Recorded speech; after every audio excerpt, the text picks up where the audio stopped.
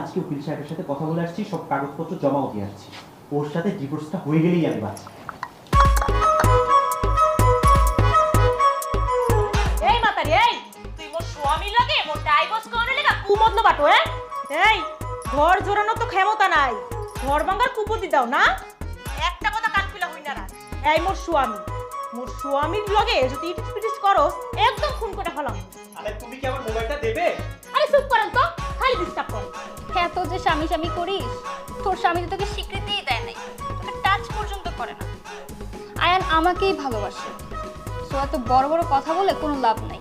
বরিশাইল্লা খ্যাত। কি হইলি তুই? মোর স্বামী মোরে পাত্তা দেয় না, তোরে ভালোবাসে? আরে তুই হইলি অবৈধ, মুই বৈধ। দাঁড়া, তোরে মুই বৈধ ভালোবাসা দেখাইতাছি। আরে দেখ মোর বৈধ ভালোবাসা দেখ। আরো